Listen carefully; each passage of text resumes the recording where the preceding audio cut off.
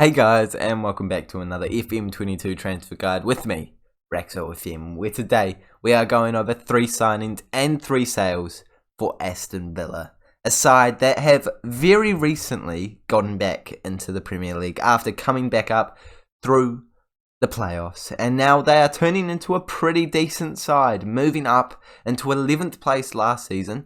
They have recently lost Jack Grealish, of course, but with key players like Danny Mings, Josh McGinn, and Mings, and a couple others that we're going to be signing in today's video, they can surely push for consistent European football. If that's something you're interested in, make sure you do smash the like button, as well as subscribing to the FM YouTube channel so you don't miss the daily-ish Football Manager content coming your way. And without any further ado, let's take a look at what the board want you to do with this football club. They want you to play entertaining footballs and sign players under the age of 28, as well as players under the age of 23, for the first team. They want you to play attacking football as well, sign players to sell for a profit, and work within the wage budget. So all of that shows me that they're future focused. You know, they want to play a modern type of football. They want to play with younger players that are going to get better, to be able to develop finances and develop a better team. They want you to finish in the top half of the Premier League, and the next year, after next year, you get what I'm trying to say. You can see here, they want you to reach the Euro Cup proper, which is a good goal for them to be having. Clearly, they've got a wee bit of ambition. In the future, they do want you to maintain finishing in the top half, but I'm sure that will change as soon as you get into the Euro Cup. Let's see what we can do with this team with a budget of £20 million. This is a very tasty budget for any Premier League side at the start of Football Manager. Plenty to deal with. 100% of the transfer revenue you bring in. There's a bit of dead weight in this team. I'm looking forward to adding to that tally. Let's go out, let's sell some players, and let's spend at least £20 million. The first player that I'm selling isn't the most marvellous of all time. However, he does have a marvellous name. It's Marvellous Nakamba. And I'm a little sad to see him go, as he was a player that came in a number of years ago for £10.5 million. Never really turned into the player that I think people were hoping he would end up being. So it's probably time to cash in on him at 2.5-star current ability, and with the other players that we have available in the central midfield spot. Let's go take a look at the squad depth. We can see that he falls pretty low in the pecking order. In fact, he falls apparently second highest, but I think it's fair to say Douglas Luiz, Sanson, even Konsa can be considered better players. With Jacob Ramsey coming through the ranks, I don't think we want to be committing too much time to this man. I don't know why he's considered to be the second best central midfielder when clearly he is not. So at 27 years of age, with not a lot of potential, I think it's time to cash in on him, man, for whatever kind of price we can get for him. In the save, he has stayed in the Prem, moving to Leeds United as a rotation player, and we have gotten £8 million from him. I'm pretty proud of that fee. I think that's pretty good for a man that was worth about £6 million. Definitely couldn't be pushing for a first team spot regularly in our 11, and I'm pretty happy to bring that in, reinvest it in a better player, and just get rid of Marvellous Nakamba.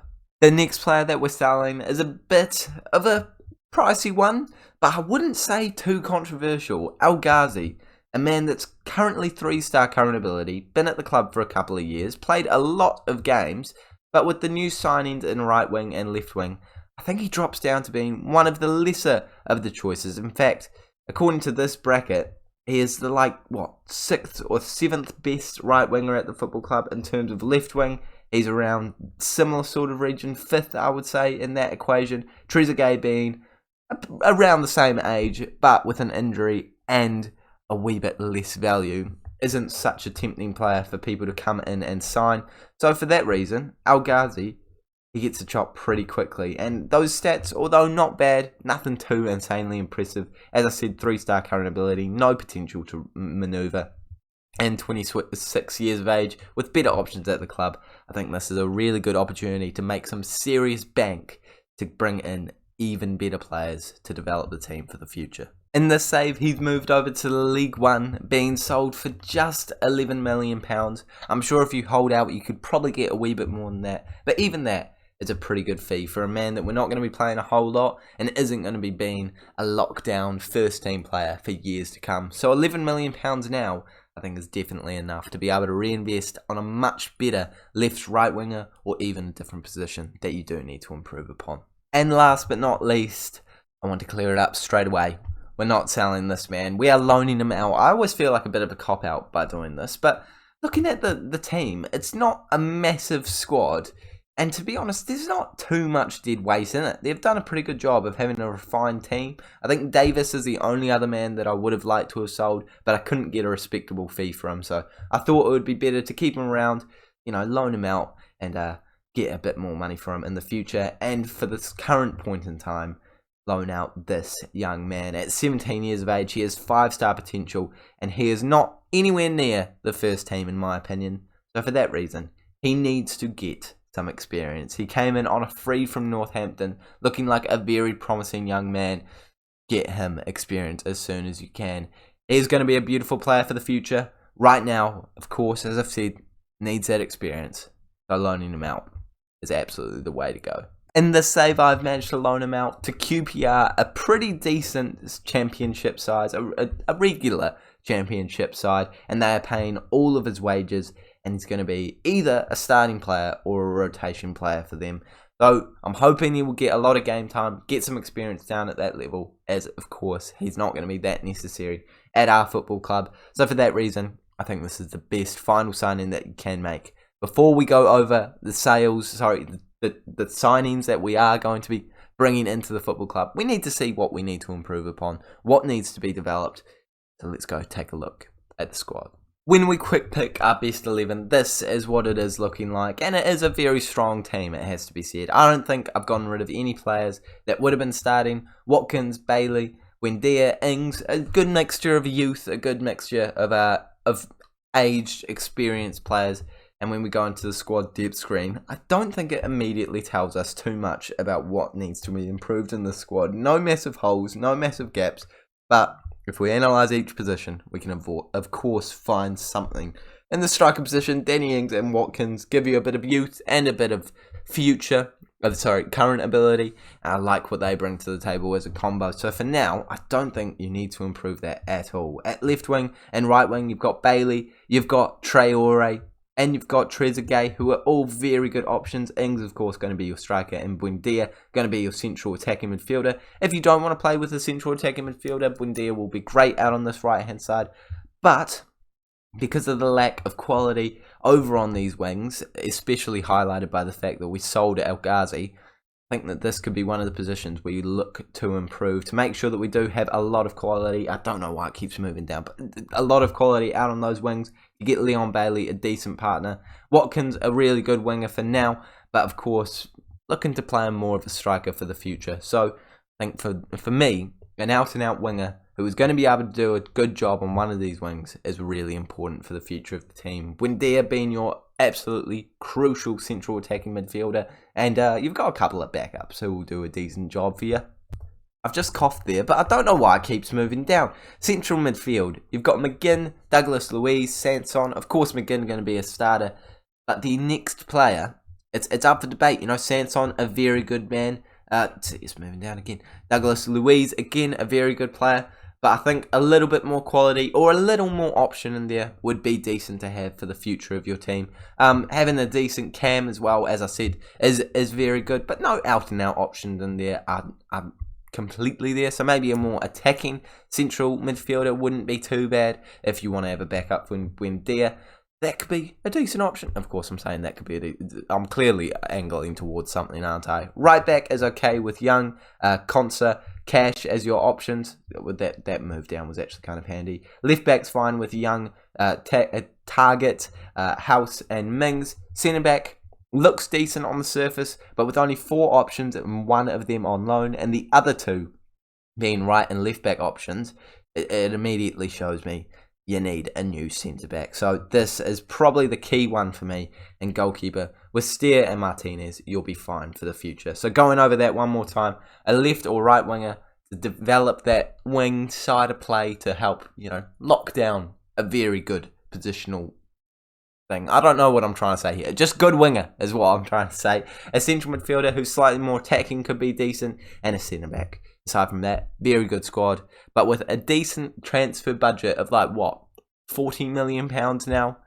We have a lot of money to spend. The first player that's coming into the football club is Riccardo Orsolini, a man that we have all signed in Football Manager. And don't let that 3-star current ability fool you. This man is top quality. Able to play on the right-hand side, and that's about it. But with a bit of training, definitely any other one of these attacking positions.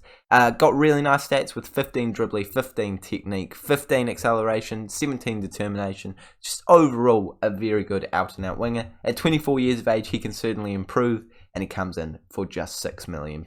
Eventually rising to about £9 million, but still a very good fee for a player that I think is going to lock down that right wing side for you if you don't want to play Watkins out there. If you're wanting to play Watkins out on the left and then buy out on the right, I could understand not starting him, but he is easily the best of your central midfield options. He's in the under-23s for now because I had to take him away out of the team so that I can look at the rest of the team. But very good player, top quality, and for just £9 million, you're getting an absolute bargain. The next player we have brought in as I think a very high profile player, Alvarez from Ajax, coming in at 3-star current ability and 4-star potential ability. Again, ignore that. Able to play at CDM, CM, centre back or right back. Of course, we're going to be eyeing him up as that centre back option right next to Danny Ings. Is it Mings?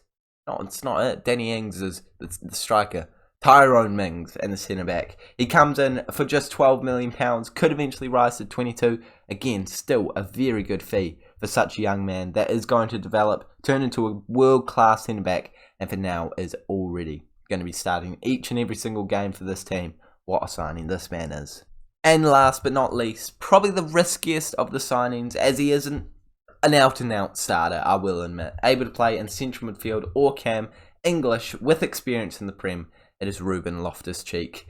One of the reasons why it's such a big risk is £105,000 of wage budget, but only £4.1 million to bring into the football club. And that is a bargain. There's just no beating around the bush there. An absolute bargain for an English 25-year-old with a decent current ability and a decent potential ability. When we now look at the squad, we can see when we quick pick the best 11, for some reason, none of our players get involved. But if you're not starting Alvarez next to Mings, you're absolutely crazy. Why would you give Tuanzebe the match time when we want our players developing as soon as possible? You can definitely justify starting Orsolini over on that right-hand side, Bay on the left-hand side. And for some reason, once again, we don't have...